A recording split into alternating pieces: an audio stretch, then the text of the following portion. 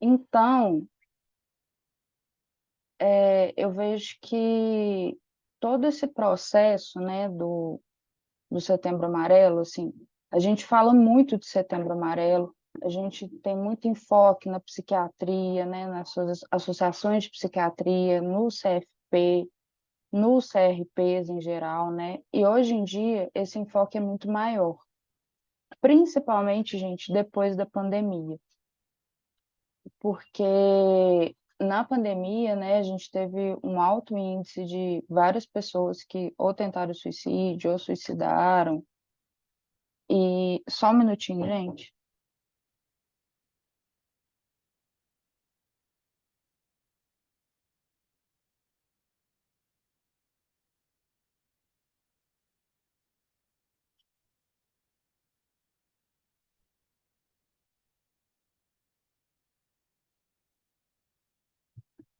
E então as associações, né, de tanto existem associações como o CVV, né, que eles estão com esse enfoque, eles têm esse enfoque de me pede ajuda. E quando o, o paciente vai pedir ajuda, provavelmente ele já tentou alguma vez, ou é um momento crucial, né? Eu, por exemplo, já atendi pacientes que eu só atendo online. Então, algumas vezes, quando você está atendendo um paciente online e ele vem com uma demanda para você, né, de eu tô pensando em fazer alguma coisa, eu não estou bem, ele está dando alguns sinais. Mas como é online, algumas vezes a gente tem que pedir autorização, porque a gente também não pode falar, né, como psicólogo, está na ética, pedir autorização para comunicar alguém da família, né? Nos acolhimentos da sanga, nos acolhimentos da sanga, isso também já aconteceu, né? Que eu participo do acolhimento da sanga, do Amor em Movimento, né? E então, nos acolhimentos da sanga, quando as pessoas trazem isso para a gente usa mesmo recurso, né? A gente fala, olha, eu posso comunicar alguém da sua casa, alguém da sua família, para poder estar mais próximo da pessoa também. Porque muitas vezes a pessoa, quando vai pedir ajuda, ela pede ajuda para uma pessoa, né? E como se ficasse tudo em cima daquela pessoa. Então, assim, eu vejo que é muito importante observar os sinais das pessoas que estão ao nosso redor, né? Às vezes já tem algum problema psiquiátrico, alguma depressão. Então, assim, essas pessoas, algumas vezes, é ficar mais atentas a elas, né? Alguém que tem algum transtorno de personalidade. E algumas vezes a pessoa não tem nada, né? Não tem nada aparente, assim, nenhum sintoma psiquiátrico, né? Mas ela, em algum momento da vida, pode manifestar o desejo de não estar mais aqui, né? E aí é muito importante toda a família, todo o núcleo familiar tá, tá envolvido nisso. Pode falar, Ita. Oi, gente, tudo bem? Boa noite. Meu nome é Italma, também sou voluntária aqui do The Golden Walk. E aqui tem a Ana, minha pequena, falando também. Eu acho muito legal esse tema de prevenção ao suicídio, principalmente quando a gente tá falando aqui para dois públicos, né? Pessoas que podem ser psicólogas, como é o caso minha e da Marcela, ou profissionais da saúde, que já têm esse enfoque, esse olhar e esse cuidado do ser humano numa questão integral. Mas também a gente pode estar falando para pessoa que nunca teve acesso, né, a essa questão, familiares, amigos. E um ponto muito importante, assim, que eu falaria até crucial quando a gente está falando de prevenção ao suicídio, é que às vezes a gente ouve assim, quem fala não faz, né? Se a pessoa está falando que ela vai se suicidar, ela não vai se suicidar, porque quem suicida não fala. E isso não existe, né? Às vezes a pessoa ela está lhe comunicando realmente um desejo de perda da própria vida, né? Ou uma dor muito grande E às vezes a gente que está ao redor dela não dá esse devida atenção, sabe? A gente realmente não se atenta, não se atenta aos sinais. Então é importante que a gente olhe isso, né? Se a pessoa está falando, não quer dizer que ela não vá fazer, mas ela está expressando para você ali uma dor e ela está te tendo como um ponto de segurança, né? Uma pessoa confiável ali para ela. Isso é muito importante, porque as pessoas, elas não se suicidam, por exemplo, quando elas estão bem. Geralmente os suicídios, eles ocorrem nos períodos da crise. Então, a pessoa ali, ela está numa crise de ansiedade, ou ela está numa crise depressiva, ou qualquer crise que seja, e ela já tem, né, ou um intuito, um desejo suicida, ou ela está num movimento de vida dela muito difícil, e aí na hora da crise que ela comete, não quer dizer que uma pessoa que está em depressão sempre vai querer se suicidar, mas se ela tiver uma crise, ela pode, né, ter esse intento. Então é muito importante, principalmente na hora da crise, a gente dar esse suporte para a pessoa, né? Esse suporte seria realmente essa mão amiga. Olha, tô aqui para você, porque você precisar, pro que estiver acontecendo, não sei como é que tá aí, eu não tô te julgando. Sua vida importa, você é importante. Então, a Marcela falou aqui do time de acolhimento, é um local onde a gente tem tanto psicólogos, né, profissionais da saúde, como também terapeutas holísticos. Então, são pessoas que estão dispostas a ouvir. Mas eu acho muito interessante isso, porque às vezes dentro do próprio núcleo familiar ou do próprio rede de amizade, a pessoa não tem esse suporte, né? Porque às vezes a família, os amigos não sabem como se portar dentro de uma crise ou de uma ideação suicida. E acaba até falando, é frescura, sua vida, você tem tudo na vida, você está sendo ingrato, você está sendo ingrato com a vida. E aí isso só piora.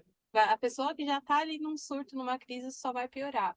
Então, é trazer mesmo para reflexão como é difícil a gente se colocar ali à disposição só do outro, de ouvir sem julgar, né? Porque muitas das vezes a gente julga muito a pessoa. Então, como ainda é difícil dentro de um núcleo social, a gente se dispor a ouvir o outro sem querer falar o que é certo ou não, né? É, isso que a Ita falou, né? O Anderson conseguiu entrar, gente. Isso que a Ita falou de muitas vezes, a pessoa está com falta de Deus, né? Manda ela para a igreja. Não que a igreja não seja boa, claro que ela é, né? Mas assim, coloca uma carga em cima da pessoa que ela já está com o mundo nas costas dela, né? E assim, e então esse meio, né? O acolhimento é muito importante. Lá, o Anderson entrou. Ei, Anderson, seja Ei, beleza? bem-vindo. Tudo Jóia, jóia? tranquilo, tranquilo. A gente já começou a conversar um pouquinho aqui sobre o Setembro Amarelo, as formas de estar próximo da pessoa, né? Ok, De ok. acolher, de ajudar. Uhum. Então, falei um pouquinho de alguma experiência minha. Então, pode falar, a palavra está com você. Sim. Nossa, é tanta coisa. A gente já fez alguns trabalhos sobre Setembro Amarelo. Primeiro, agradecer o convite aí, né, Marcela? A Seu gente convite, que agradece, os que estão aí. Deu uma confusãozinha aqui para entrar, porque eu tinha que logar como um usuário do Google. É uma coisa simples, mas realmente foi mais falha minha mesmo. Então, vocês me sem desculpem aí. problemas. É, O que que acontece, gente? É uma época de reflexão, né? Estamos todos nós refletindo aí, e eu acho que muito por causa da pandemia. Eu não vou falar só eu, não, porque eu não tenho a verdade, né? Hum, Então, eu vou só jogar aqui uma sementinha e vocês completem, por favor, tá? É, mas eu acho que isso muito despertou na gente quando a gente se viu, todos nós, muito próximos de um tema que a gente tenta muitas vezes evitar, que chama-se morte. E esse tema, ele veio muito à tona aí logo após a pandemia, né? A gente parece que passa a vida inteira escapando da morte, né? Parece que a gente vive para escapar disso, né? Que é essa certeza que a gente tem, que a gente quer colocar o mais longe possível. Então, diante de tudo isso aí, a gente ficou muito, vamos dizer assim, vulneráveis a todos esses acontecimentos, prevendo que poderia acontecer com qualquer um de nós, de pegar um vírus desse e acontecer com qualquer um de nós estar em contato com isso aí, né? Oi, vamos lá. Oi, tu pode falar. Você pode falar. Tá ouvindo aqui vocês falando, e aí me veio duas coisas muito legais, que quando a gente está falando de política de prevenção, a gente pode falar até um pouquinho, porque nós que somos da área da saúde, o Anderson também é psicólogo, né? Eu também sou. Uhum. Então, quando a gente está na área da saúde, a gente fala muito sobre o que a gente tem dentro, por exemplo, de políticas públicas de prevenção, aonde a pessoa pode buscar, aonde ela pode buscar ajuda, ou aonde um familiar, um amigo pode buscar auxílio para essa pessoa, porque às vezes a gente, quando está com uma família, com um familiar ou com um amigo, numa crise suicida ou numa crise muito depressiva, a gente às vezes está junto da história e não sabe muito bem como agir. Então, acho que seria legal também a gente falar sobre isso, onde a pessoa pode buscar, quais são os canais de apoio, né? Aqui na Sanga a gente tem um canal de apoio que é do acolhimento, a gente tem encontros também com o Daniel Gabarra, que é outro psicólogo, que faz a escuta do ser quinzenalmente. Então, quais são, né? É interessante a gente falar dos canais para que quem está ouvindo aí em casa saiba para onde recorrer. Mas vocês trouxeram um ponto da morte, e eu gosto como as coisas estão interligadas, porque eu estava falando ontem isso com meu marido. Como a gente aqui não sabe lidar com a morte, né? Que ontem eu vi um filme muito legal que ele trazia a questão de uma senhora que ela estava em remissão do câncer. E ela já estava assim com o período dela contado. Ela não queria fazer a quimioterapia porque ia trazer uma dor para ela e ia só dar mais 6 meses de vida. Então ela decidiu fazer um velório viva, que lá nos Estados Unidos é muito comum as pessoas fazerem discursos sobre a vida da pessoa, e ela era uma pessoa muito boa, e fazem isso depois que a pessoa morreu. E aí ela trouxe para uma reflexão: por que não fazer isso em vida? Por que você não falar para essa pessoa o quanto ela é importante, o quanto ela é maravilhosa, o quanto ela é perfeita quando ela está viva, né? Por que a gente só faz isso quando a pessoa morre? Então, isso me traz para reflexão, porque muitas vezes não, mas algumas vezes, quando a gente tem crises suicidas, eu falo por mim, né? Eu já estive em uma idealização suicida. Muitas vezes a gente se sente desconectado de tudo, né? A gente se sente desconectado da vida, a gente se sente desconectado das pessoas, a gente se sente desconectado da gente mesmo. Então, quantas vezes um cuidado, uma palavra, né, uma extensão de mão faz a pessoa se reconectar com ela mesma? Eu conheci uma vez uma menina muito novinha num grupo e ela começou a postar que ela queria se suicidar. E eu lembro que eu fiquei assim, a madrugada inteira conversando com ela, que eu falei, cara, se eu parar de conversar com ela, ela tá em crise, ela vai cometer. Porque ela já tinha tido outras tentativas, né? E a gente tentando falar com o bombeiro da cidade dela, enfim. Então, assim, o quão é importante você estender a mão naquele momento sempre. Porque às vezes a pessoa ela tá numa desconexão tão grande com ela mesma, só que aí eu falo, né, aqui trazendo para Sanga, o quanto que uma mão estendida e você vê que você faz parte de algo, que você é importante, que você importa, você percebe que, opa, talvez minha vida ela seja importante para mim e para outras pessoas, né? Então, Com como é importante certeza, a gente Ita. estender essa mão? É muito legal isso aí. Eu queria lançar, a partir disso que a Itra, né, falou, que disse, né, a respeito do Italma, né, a respeito de, conectando um pouquinho aí, para a gente poder ver o que é que provoca isso. Eu sempre tento investigar as razões, né, as razões disso tudo, se é que há uma razão só, né, é um complexo aí. Mas sem dúvida nenhuma, né, Italma, que a questão do auxílio, a gente ter instrumentos para isso, ter grupos para isso, ter ações para isso, é fundamental, né? Porque essa questão da desconexão é uma questão da alienação em último grau aí, né? E eu gostaria de tocar nesse ponto, porque ir por essa linha de raciocínio, para a gente poder saber, e daí? Da onde que vem isso? Por que que isso é alimentado de uma tal forma que a gente consegue perceber que ultimamente, né, tem tido demais, e a gente está... Mas não, mas sempre teve. Na verdade, sempre teve. A gente se assusta, porque agora no nosso meio está tendo muito, né? Mas do índice de suicídio, os indígenas, por exemplo, eles se suicidam 3 vezes mais. É o maior índice entre os indígenas, ultimamente. Depois vem tem muito grau de autoextermínio entre os negros, a comunidade, né?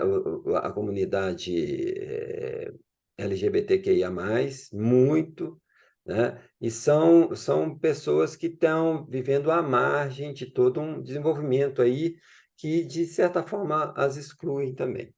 Então, tem esse lado, e tem também, agora chegando àqueles pontos onde que há vamos dizer assim, um privilégio material, uma organização material, não tem um conflito de identidade aí, mas tem assim, em termos de ideologia política, ideologia, né, em termos, né, do sistema patriarcal que nós vivemos, hegemônico, europeu, eurocentrado. Então, tem tudo isso aí. A pessoa está legal, mas ela está desgastada. Então, nós temos visto ultimamente esse tipo de autoextermínio. É isso que tem chamado a atenção, porque até então a outra parte do autoextermínio não tinha chamado a atenção. Agora nós estamos nos debatendo nessa parte aí, que é porque está tocando exatamente a nossa civilização. Então, é só fazendo esse esclarecimento, eu já devolvo a palavra para vocês terem mais ou menos esse panorama, e eu me questiono o porquê disso aí. Então, por que que a nossa vamos dizer assim, nossa cultura agora está sendo afetada por essa questão, a tal ponto de termos um mês dedicado à reflexão. Nós tivemos há pouco tempo aí um caso de uma atleta olímpica, né? Que a gente está... Claro, as investigações não se deram, mas ela já deixou carta, então, quer dizer, nós temos o nosso meio, né, Marcela? O nosso grupo, a gente tem uma perita criminal que relata sobre as questões das cartas que são escritas, né? Pelas pessoas que decidem pelo autoextermínio. Então, a gente está notando que isso está frequente num meio muito próximo da gente. Porque antes parecia que era uma coisa assim, aconteceu com fulano, lá não sei aonde. Isso. Aconteceu com um ator não sei o quê, né? Uhum. Com as pessoas que usavam muita droga, assim, né? A gente via coisas muito esporádicas, Exato. né? A gente via coisas que eram assim, não estava ao nosso alcance, né? Essa atleta, por exemplo, ela morou na rua do meu cunhado. Então, assim, é próximo, né? Assim, não que eu a conhecesse, não é isso. Mas não é uma pessoa que é extremamente distante, né? Então, assim, eu vejo, e eu estava comentando, né, no início, assim, que eu vejo que as pessoas que ficam, né? Porque muitas vezes elas não estão preparadas. Claro que ninguém está preparado para perder alguém por suicídio. Mas, assim, na hora que elas ficam, elas olham, eu podia ter feito mais alguma coisa, né? Eu podia ter agido de uma outra forma. Mas aí vem esses questionamentos que, no momento que a pessoa às vezes estava lá precisando de ajuda, precisando do auxílio, colocava o mundo nas costas da pessoa, né? Falando assim, olha, mas você tem tudo, o que você tá esperando para fazer suas coisas? E aí, como a Ita trouxe, é um sofrimento, é uma desconexão muito grande, né? Pode falar, Ita. Vocês falaram sobre as taxas de suicídio, e não tem como colocar como sendo uma única questão, né? Mas a desconexão, ele me vem tão forte, porque eu lembrei do Japão. O Japão tem uma das maiores taxas de suicídio, né, do mundo. E o Japão é um dos locais onde existe uma maior pressão social em cima do homem, existe uma taxa de suicídio gigantesca em cima do homem japonês, né? Uma perfeição, uma necessidade de perfeição e de boas notas. Então, eu comecei a me questionar em relação disso realmente, né? Dessa desconexão com quem se é, dessa necessidade de se adequar ao meio, nessa necessidade de eu me adequar ao que o social me pede. Vocês trouxeram aí questões, eu não vou colocar como minorias, mas questões como maiorias, né? Mas aqueles que não são aceitos socialmente, né? Ou que existe alguma forma de represária, e a taxa de suicídio é muito grande, porque muito dessas pessoas não são aceitas pelo meio, né? Eu, por exemplo, sou TDAH, existe uma taxa de altíssimo de suicídio em TDAH e autista, porque o meio não aceita um cérebro que não é típico, uma pessoa que ela pensa de uma forma diferente, que ela age de uma forma diferente.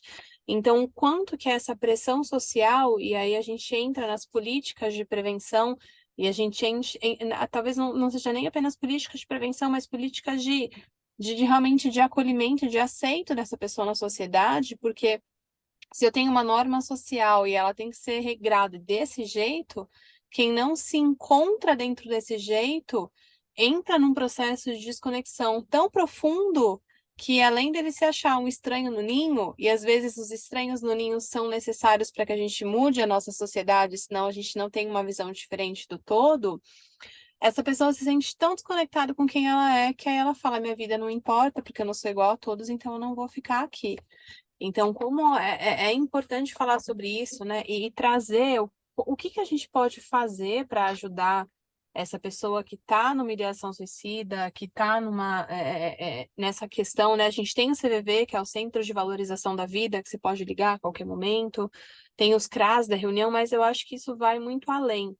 É realmente a gente pensar o que cada um, não como profissional da saúde, né? Porque nem todos aqui somos, mas o que cada um pode fazer para que as pessoas que estão ao meu redor se sintam incluídas e serem quem elas são de verdade, livres e tranquilas, independente de quem elas são, né? Porque isso a gente fala de um mundo ideal, que a gente tenta se identificar e entrar numa sociedade que é uma sociedade que está falida e que está doente, né?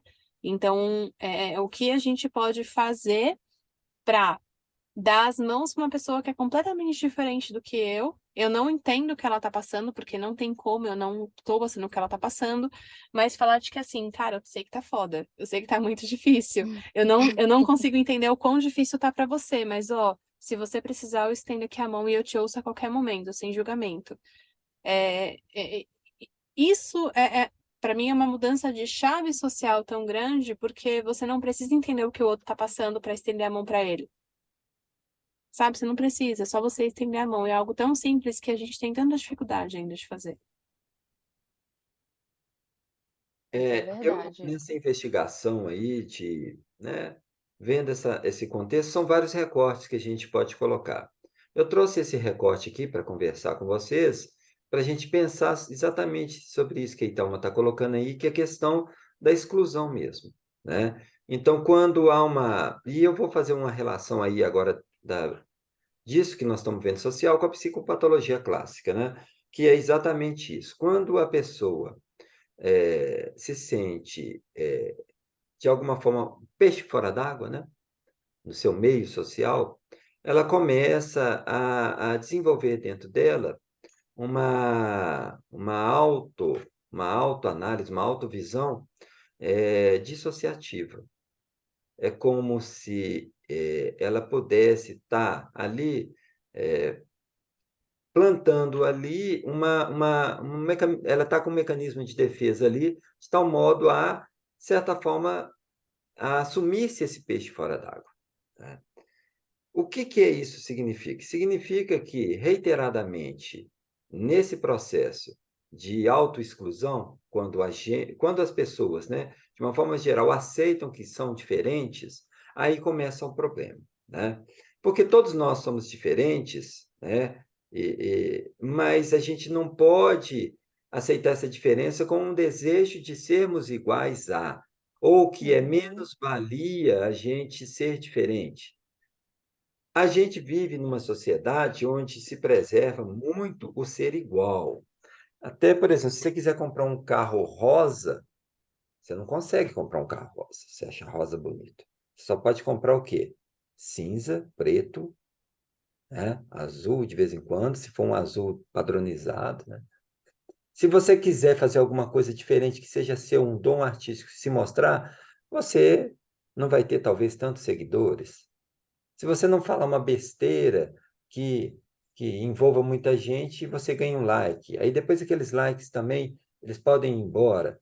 Então nós vivemos uma sociedade dessa fluidez aí, dessa questão de efemeridade que não traz para a pessoa um alto valor, Sim. um valor em si dentro dessa sociedade, né? Então, eu tirei aqui o recorte, fiz um recorte só da nossa sociedade, essa cultura ocidental nossa aqui, né, eurocêntrica aqui, todos nós na mesma base aqui, fazendo... Porque foi só a partir desse ponto que nós fomos tocados nessa autoexclusão, é que a gente começou a ter o problema de reparar o suicídio, o autoextermínio, e trazê-lo como um problema de saúde. Porque antes a gente precisaria até evitar falar sobre isso. E hoje está sendo impossível. Então a sociedade não consegue mais não falar sobre isso, tá?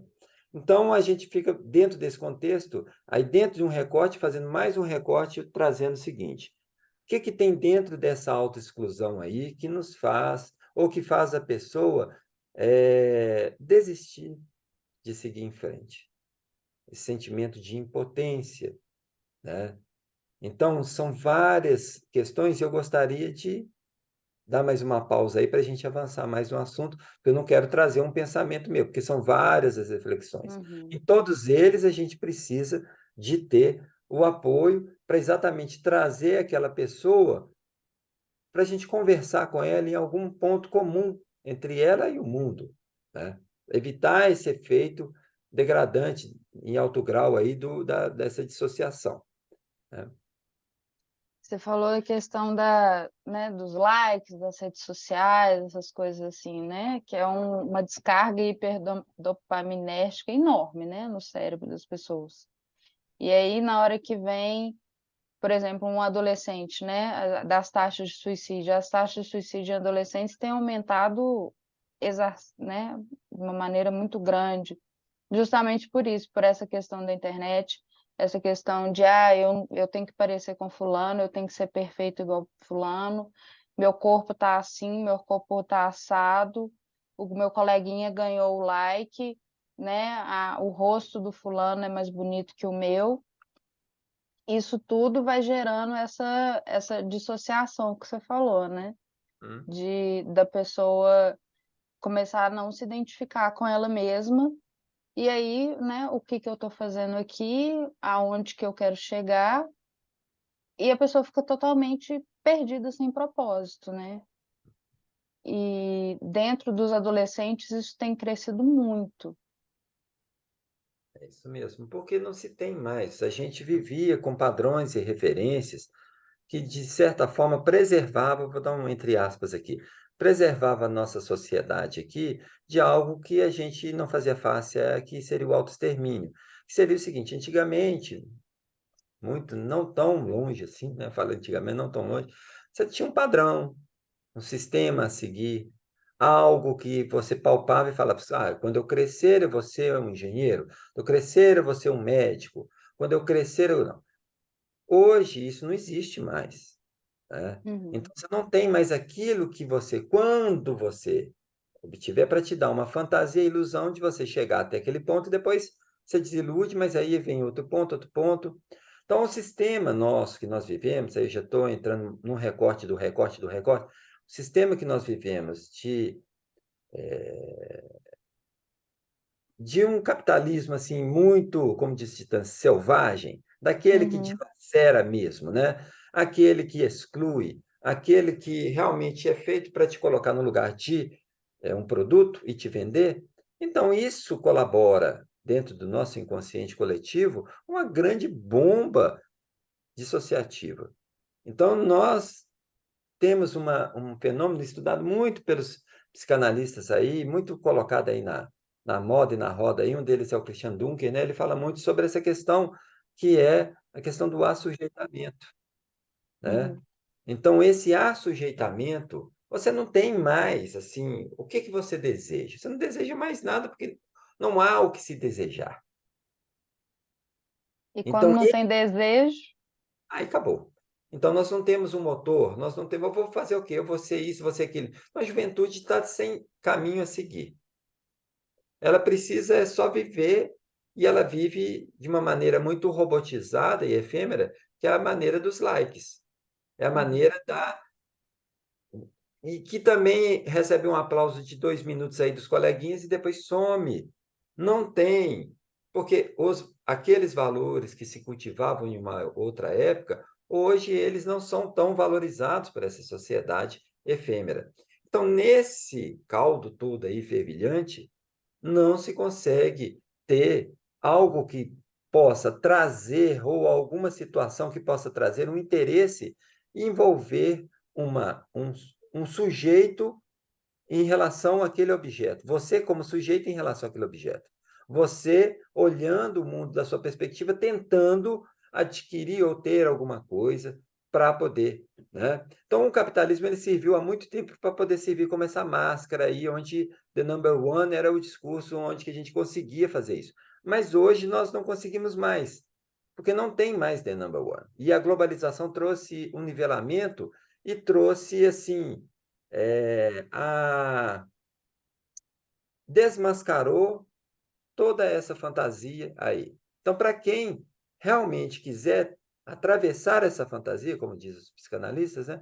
Atravessar a fantasia, se encontrar como sujeito das suas próprias ações, com uma autoestima suficiente para viver a vida, né? E para levar a vida, não deixar a vida te levar, mas levar a vida, escolher, fazer escolhas para ter isso aí, né? Então, a pessoa, na verdade, ela precisa de se, vamos dizer assim,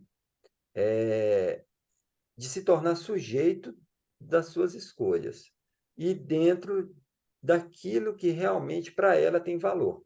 Então, nós precisamos, parece que alguns de vocês aí têm pelo que eu vi aí, são espíritas e tem essa questão toda, é importante essa questão do valor real, daquilo que realmente é valoroso, não só para ganhar um céu ou bônus horas, sei lá o que se diz disso, né? Mas para se ter um valor em que a pessoa suporte a vida com coragem. É isso que nós precisamos. É isso, né? E para isso, é só fechar aqui, tá? Estou falando só para a gente trazer um pouco desse arcabouço todo até chegar no ponto. Então, diante disso tudo, além de ter a coragem, né, para a gente poder agir nesse sentido aí, a gente precisa, então, de tomar esse lugar, de sujeito das coisas, de tomar esse lugar de escolha e não de ser escolhido, né?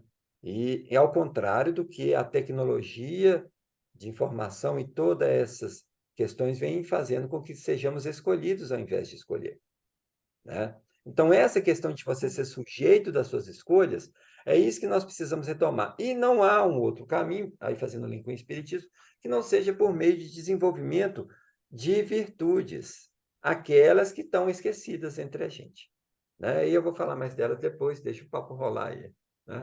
Estou dando assim, essas pinceladas só para Eu a achei gente maravilhoso tudo isso que você trouxe, porque o Saulo, que é tutor do projeto, fala exatamente isso. E eu lembro que quando eu conheci ele, comecei a ouvir ele, falei, Saulo, você falar que você não sabe nada de psicologia, você está falando exatamente isso, né?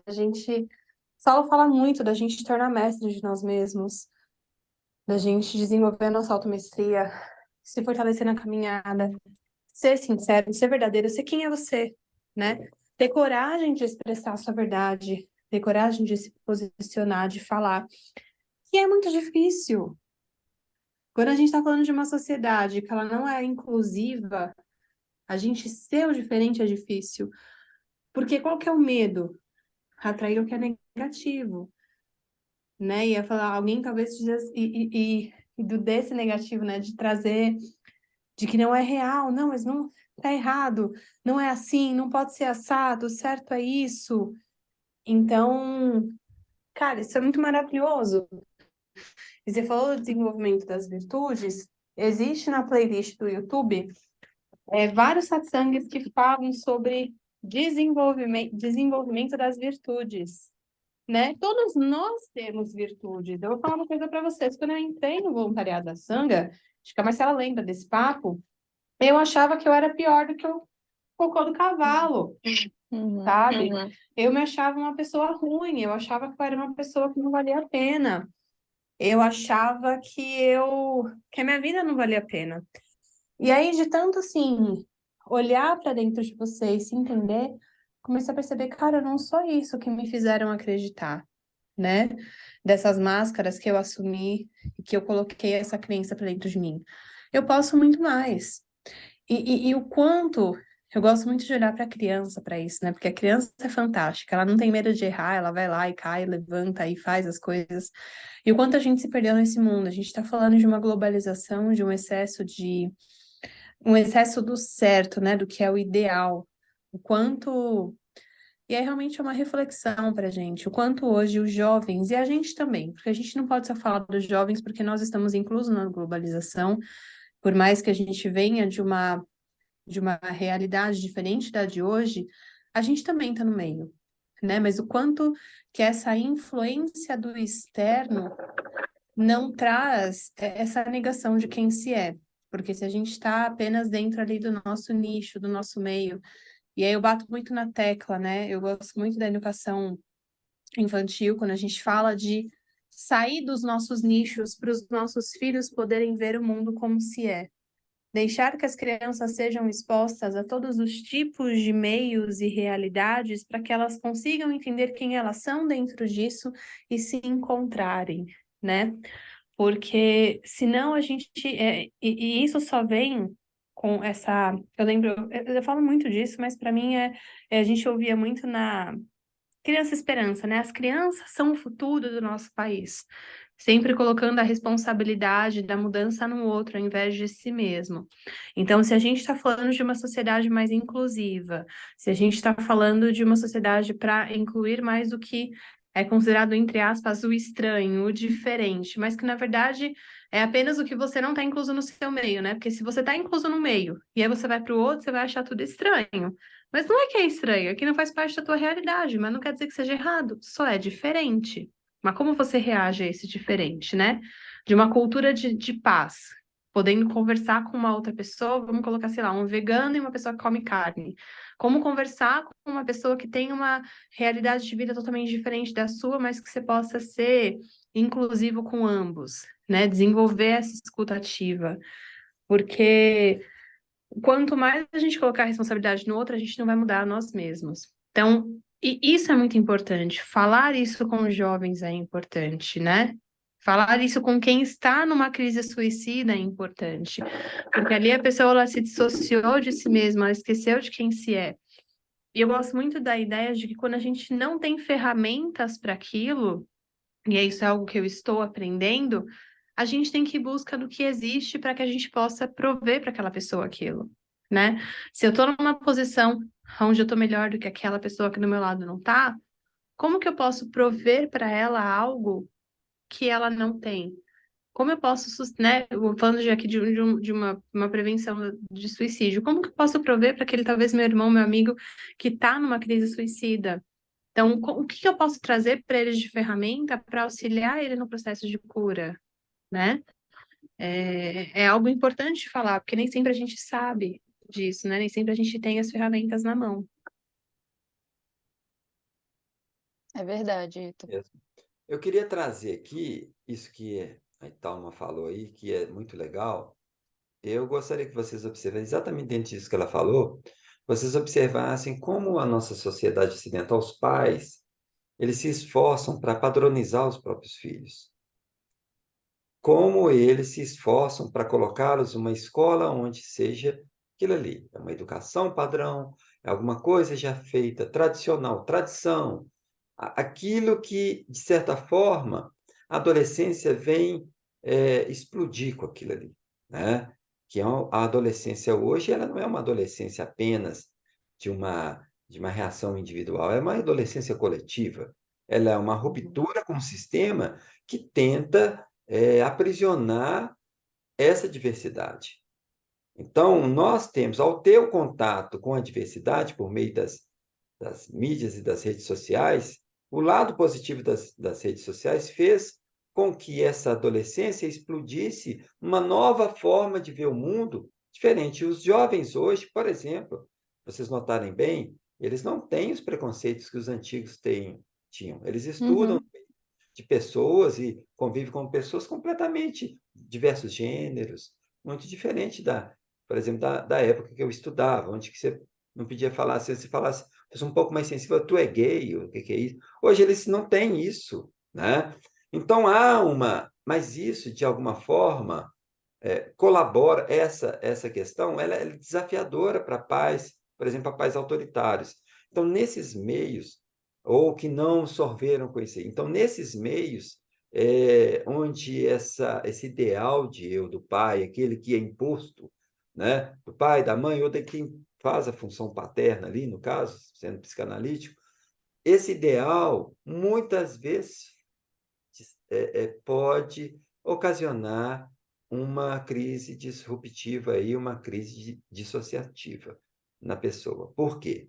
Ao não acompanhar todo esse movimento e que o jovem está colocando, porque ele não está aceitando mais ser um produto da sociedade.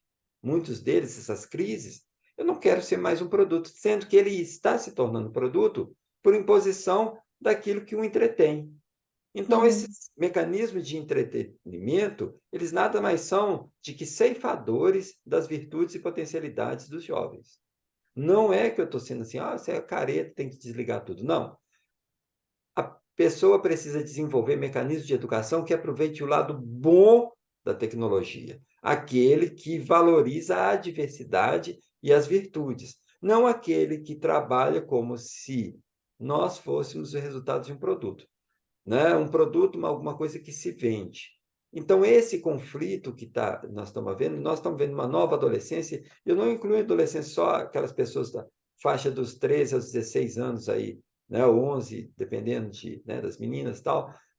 Aquele clássico adolescência. Somos nós adolescentes.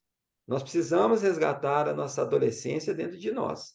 Aquela que vai dizer não a um sistema unificador, um sistema que propõe. Então, ao encontro com alguém que esteja em uma crise dessa disruptiva, uma crise realmente dissociativa, uma crise onde a pessoa não se encontra, nós precisamos, como bem disse Eitalma, trazer para ela a possibilidade da diversidade do ser, da diversidade de se comportar de várias maneiras que não seja aquela que a sociedade está impondo. E esse é o primeiro passo. E o segundo passo, mais adiante, é colocar valor nisso, mas não a pessoa. Ela própria tem que colocar valor nisso. Ela tem que ver o que ela produz é bonito, porque o mundo é feito de coloridos. Se nós pintarmos o mundo todo de um tom, ou alguns tons, ele vai ficar morto. Cada um tem que dar o tom, o seu colorido à vida. Mas quem vai achar isso bonito não é o outro, É ele mesmo, né? é ele mesmo. Então, nós precisamos, para aquela pessoa que está autoexterminando, colocar esse discurso na roda. Esse discurso é que tem que estar em nossos meios, de anti-assujeitamento, ou seja, de apropriação de suas virtudes, do seu eu, para poder, daqui para frente, fazer o seu colorido no mundo. Diferente, que vai ser diferente de todos, mas que vai ser seu. Então, só por isso já tem a própria beleza. Aí a gente vai para o lado da inclusão. A inclusão não é produtivista. Ela não é. Eu só posso vender carro cinza porque eu vou. Se todo mundo consumir carro cinza, é melhor porque é melhor para a produção unificar isso. Mas se o mundo for diverso, é ruim para o capitalismo. Como é que eu vou fabricar uma coisa boa para cada uma pessoa que saiba escolher, ou uma pessoa que tem autoestima? Eu só vendo para quem tem baixa autoestima. Então, assim, a gente precisa quebrar. Então, essa crise que nós estamos vivendo agora, do mundo, da globalização, é o lado positivo de renúncia à objetificação do eu. Então, é isso que nós estamos reclamando. E é por isso que isso tocou na sociedade ocidental, também já tinha tocado em outros pontos, colonizados, massacrados, iludidos, catequizados. Agora sobrou para nós, não tem jeito mais. Sociedade branca, né? E eurocentrada aí. Não tem jeito de escapar mais. Então, nós entramos num conflito que nós vamos ter que, para sair dele, mudar a nossa perspectiva sobre consumo, principalmente, e sobre o nosso próprio sistema de nos organizarmos. Nós vamos ter que olhar para ele de verdade, né, Anderson? Nós temos que olhar para esse sistema, porque ele Temos que olhar de cabeça, né? tem que caber todo mundo. Ele tem que caber, ele não cabe, ele não quer que caiba todo mundo. E é assim, porque senão, como é que você vai produzir para todo mundo? Como é que você vai vender? É melhor você vender algo customizado, algo que, né? Mas para todo mundo é difícil. Para o mundo diverso, esse sistema já não funciona mais. Eu não posso ter uma indústria para cada gosto. Eu não posso vender, eu não posso fazer propaganda para cada gosto. Porque o gosto, ele não está no outro, é isso que nós precisamos aprender. O gosto está em mim. Não é o outro que gosta por mim. Vocês já pensaram nisso? É eu que gosto da minha vida. Então, muitas pessoas falam assim, mas é isso, tal, não sei o quê, e tentando colocar palavras para quem está nessa crise. Não, ele tem que experimentar a vida dele e a beleza da vida dele, e há algumas técnicas para isso que a gente coloca aí, depois, se me permitirem, eu vou dar como sugestões, porque toda oportunidade da gente conversar para a gente vai espalhando isso aí, né? Oi, e tal. Vocês trouxeram, né, que o mundo é colorido e a gente precisa. Alô? Alô? Oi? Vocês estão conseguindo me ouvir? Agora eu tô. Agora eu tô. Ah, tá. Eu disse que vocês colocaram que o mundo é colorido, né? E a gente precisa da diferença, né? Porque o mundo ele é assim, não é todo mundo igual. Mas quando a gente está numa idealização suicida, ou numa depressão muito profunda, a gente não consegue ver isso. Então, como é importante a gente trazer essa consciência de que se eu estou hoje, aí eu tô falando de um padrão de consciência de onde eu estou, de como eu estou, se eu tô olhando para mim, eu tô me trabalhando, eu tô entendendo os meus medos, eu tô talvez um pouco mais consciente do que a pessoa que está ao meu lado, eu posso estender a mão e trazer essa consciência para ele. Sem aquilo que a gente estava falando no começo, né, Marcela, de trazer o peso para aquela pessoa, de que, nossa, mas você não consegue ver como sua vida é maravilhosa e como você não é grato por isso? Não, essa pessoa não vai conseguir ver que a vida dela é maravilhosa, porque para ela tá tudo uma merda, para ela tá tudo uma bosta, para ela tá tudo caindo aos redores. Para ela, naquele momento, a vida não tá importando.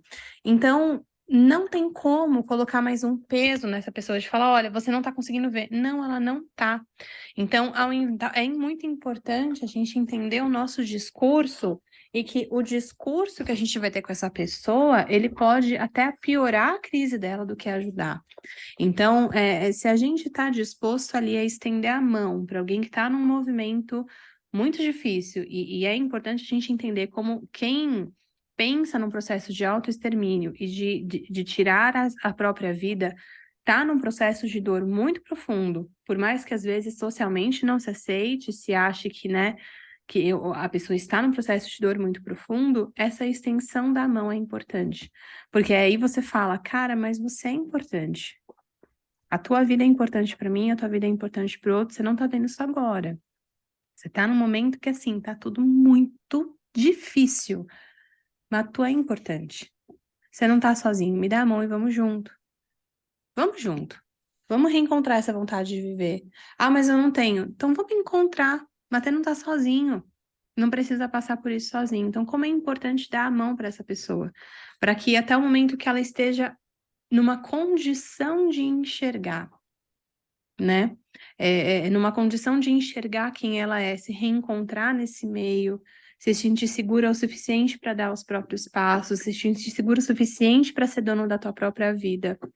Mas como esse nosso discurso muitas vezes, e aí a gente, quando fala de um discurso, de um acolhimento, de ouvir o outro, eu tô falando de mim, né? Da onde eu estou, porque muitas das vezes eu também não tenho capacidade de acolher o outro, porque eu também estou num processo de dor muito profunda, porque eu não estou conseguindo entender que aquilo para ele está muito difícil. Então, como é importante o autoconhecimento para eu saber o lugar que eu estou, até para que você seja real e verdadeiro de falar, olha, talvez nesse agora eu não seja a melhor pessoa para você conversar. talvez eu não consiga te trazer uma visão do todo, mas eu tô aqui, né? Vamos fazer alguma coisa que talvez traga prazer, que seja legal. Vamos pra rua, vamos andar um pouco na rua, vamos fazer algo diferente, porque a gente falou, né, que o suicídio ele acontece muitas vezes na crise. Então, dá o suporte na pessoa nessa crise. Então, como é importante o autoconhecimento, saber aonde a gente está para poder estender a mão ou não. Porque senão a gente vai continuar colocando peso nos ombros do outro, né? E trazendo a nossa dor para aquela pessoa. E aí vira um bananal, vira um bololô de coisa. Pode falar, Priscila. Oi, gente, boa noite, tudo bem? Boa Vocês estão me noite. ouvindo bem? Todo mundo? Primeiro eu queria agradecer o que a Marcela, o que o Anderson e a Ita falaram e reforçar essa importância de falar disso, principalmente nos dias atuais, né? E é engraçado que eu quero dar meu depoimento aqui, porque eu já passei por situações que eu tive que fazer um acolhimento de pessoas que já tentaram ou quiseram tentar o suicídio e vieram falar comigo. O que eu acho que é importante é isso que a Ita trouxe agora, por último. Muitas vezes as pessoas chegaram para mim e sabe quando você sente que você não tem a capacidade de ajudar porque você não está bem? Você não está conseguindo nem se acolher, quanto mais acolher o outro.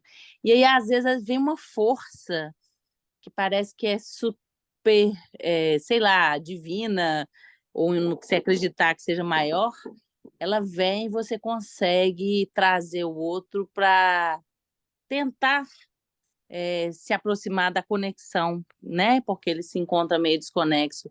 E eu convivo com várias pessoas que têm problemas de saúde mental, e uma coisa que eu vejo assim nessa sociedade é o que o Anderson falou um pouquinho, as pessoas não estão incluindo o que é diferente, o colorido. Parece que a gente foi feito num maquinário todo preto e branco e que a gente tem que sempre estar produzindo mini cópias iguais e todas essas crianças têm que fazer sempre as mesmas coisas. E aí a gente chega com os meninos arco-íris, os meninos que estão ficando adolescentes agora, e eles vêm com essa ruptura que eles já entendem que um amiguinho ser sensível, pode ser que ele seja gay, mas pode ser que ele não seja, mas o problema é dele se ele é ou não, o importante é que ele é meu amigo e tá tudo bem, né? Então, hoje, o que a gente percebe é que essas pessoas, a gente como seres mais velhos e que já adquiriu alguma experiência, já pôde presenciar uma vivência de outro século, né? O Anderson mesmo falou quando ele era pequeno. Eu mesmo hoje tenho 40 anos, mas na minha época era difícil eu me aceitar ser quem eu era. Eu não sabia por que eu era diferente, eu só sabia que eu era. E até mesmo para eu romper com esse preconceito, já era difícil. Agora, eu ainda colocar isso para o outro, falar disso e compartilhar isso era pior ainda, né? Então, muitas vezes, eu, como parte da comunidade GLBTQIA+, eu vejo que eu sempre me senti marginalizada nesse sentido, mas tinha alguma coisa dentro de mim que me dava uma certeza de uma importância de eu estar aqui vivenciando, né, e experienciando a vida, e eu, com muita fé que tenho, eu consegui dar a volta por cima, graças a Deus eu tenho certeza que eu consegui ajudar outras pessoas sim, mas eu acho que é muito importante a gente, como ser social, a gente contribuir com qualquer coisa, que seja com o tempo, que seja, às vezes, colocando a pessoa em contato com o centro de valorização à vida, que às vezes seja doando em forma de dinheiro, não importa, uma terapia para um amigo, uma ajuda num psiquiatra, eu acho que é importante, porque se cada um puder fazer uma parte, contribuir, né, eu acho que o mundo não estaria com essa expectativa tão objetificada de vida que principalmente a gente encontra na internet. E eu acho que essas elucidações que vocês estão trazendo, elas ilustram muito isso, né? Quanto que a gente tem que trazer para que isso não seja feito e para a gente também criar, né? Porque a gente também convive com nossos sobrinhos, filhos, parentes, etc., contribuir para a gente criar um ambiente menos hostil para essas pessoas e até para nós mesmos, né? Porque hoje a gente não está em crise, mas pode ser que amanhã seja a nossa vez, né? E eu espero ser acolhida, né? Por vocês e por outras pessoas, enfim. Era isso que eu queria dizer. Obrigada, gente. Obrigada, Priscila. Anderson, você falou que você queria colocar algumas pontuações, algumas Porque, sugestões. sim, né, são experiências, né? Não é nada que Uhum. siga o passo, não é nada comportamental, mas é porque a gente está trazendo aqui uma hipótese que é a seguinte: se essa questão do abandono da pessoa em si, né? Ela se sente abandonada, e de repente nós estamos trazendo aqui uma proposta de acolhimento, né?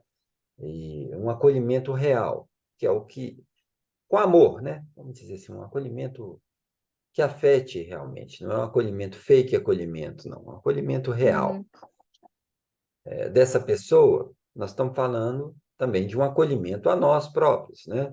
A gente precisa ter isso. Então, são dois níveis que a gente trabalha aqui. O nível da prevenção, que é esse nível de conscientização para um acolhimento de si próprio, tá? Que é Uhum. isso que eu tenho trazido aqui, que eu estava colocando. E essa questão do acolhimento ao outro, que seria o outro nível. Mas o segundo nível, ele tem que ter o primeiro bem trabalhado, tá? Né? Uma sociedade não aceita falar sobre autoextermínio, sobre quantos foram, quantos não foram, tem isso porque ela é uma sociedade infantilizada. Nós precisamos sair desse nível de infantilização para entender que todas as pessoas estão sujeitas às dúvidas e às crises existenciais, em vários momentos da vida. E, olhando para isso claramente, sem acobertar nada, nós conseguimos atuar de uma forma até mais, vamos dizer assim, mais organizada, né? Para poder ir ao encontro dessas pessoas e não ficar elaborando mais e mais teorias em cima delas. Bom, então vamos lá, algumas dessas questões. Como nós estamos falando disso, né, dessa aproximação com a pessoa que está. Então, primeiro ponto, seja verdadeiro. Primeiro ponto, seja verdadeiro.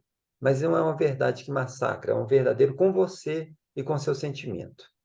Se você está ali para poder ensinar alguma coisa à pessoa que está numa crise, melhor você não ir. Não vai ensinar nada para ela. Tem que ter uma verdade com um acolhimento.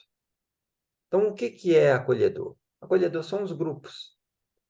Acolhedor são as pessoas que inserem a outra em um contexto, que trazem para a outra que a importância dela na diferença dela. Então, é importante que em toda conversa nós possamos indicar grupos, né, para essas pessoas. Grupos que sejam unidos, não só para estudo, mas para prática, uma prática afetiva, uma prática de disrupção com o sistema que nós temos atual e que vem solapando, que exatamente essa crise vem pedir uma resposta a esse sistema aí, né? O enfrentamento dessas situações que esse sistema auxiliou demais a criar. Então, nós temos que ser, não é um tempo contado, não é alguma coisa que nasce de um sistema fordiano lá, de Ford, de produção. Não tem que ter estatuto, não tem que ter regras, tem que ser do coração. Para montar esse grupo do coração, tem que ter gente de coração aberto, né? E tem que ter gente que já atravessou a fantasia de sentido da vida. Por que eu digo isso? Você não tem que buscar sentido da vida, não. A vida tem que ter sentido em si. Você que tem que se adequar com as suas potencialidades àquilo que a vida te oferece. A vida está aí colocada. Ela não é outra coisa. O meu sentido da vida, a gente tem que questionar muito isso. Aí tem assim, o sentido da vida tem um sentido. A vida tem inúmeros sentidos, direções, potencialidades.